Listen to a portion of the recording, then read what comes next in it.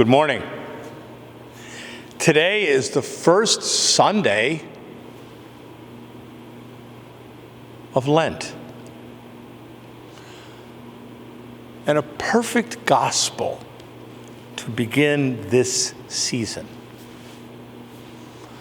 The gospel from St. Mark begins in sort of a simple way. It says,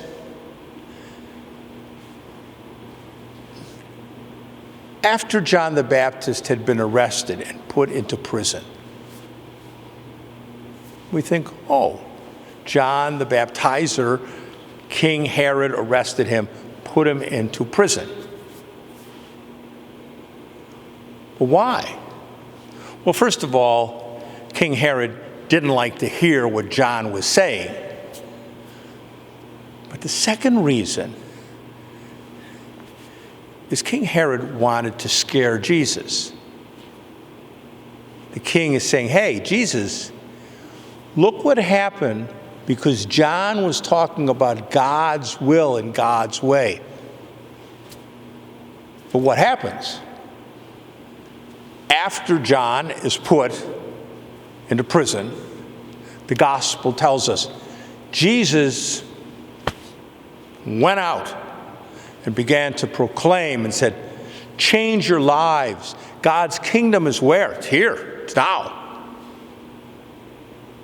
The gospel reminds us Jesus was not afraid or weak or concerned about, will that person like what I say?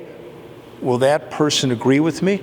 No, Jesus does what the Father wants him to do.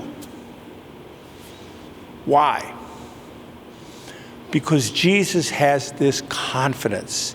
Jesus has this trust in the Father's love for him.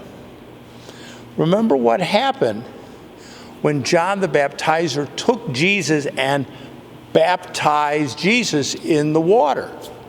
Jesus comes out of the water, and the Father's voice from heaven said, this, Jesus, this is my precious Son. Pay attention to him. And so Jesus has this sense he's not alone, that the Father is with him no matter what happens. Good reminder for us for this season of Lent. Think about these 40 days we have.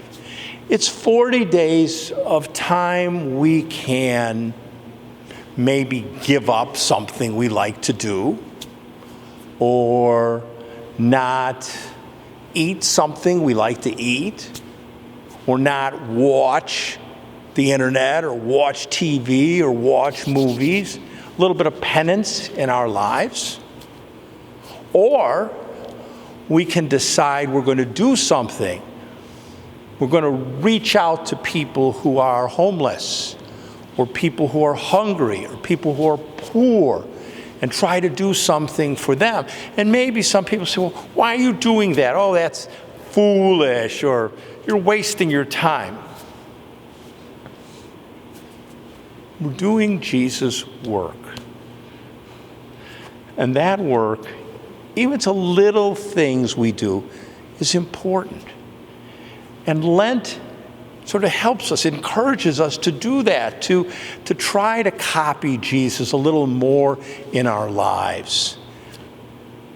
One of the most important things we do during Lent is to take the time every day to pray. Again, you don't have to be praying for an hour or 2 hours. 10 minutes, 15 minutes every day. What do? Shut off everything. The internet, the TV, the phone, all the technical stuff, all the noisy things. Shut it off. Sit down and be quiet. Maybe you can take the Bible and read a little bit. Put that aside. Maybe you take the rosary. Maybe you have your own sort of private prayers. Maybe you just sit quietly, empty your mind, and let God talk to you. That's Lent. Maybe it doesn't seem like huge courage like Jesus, but Lent demands us that we have some courage and willingness to do a little more of Jesus' work in our world. Amen.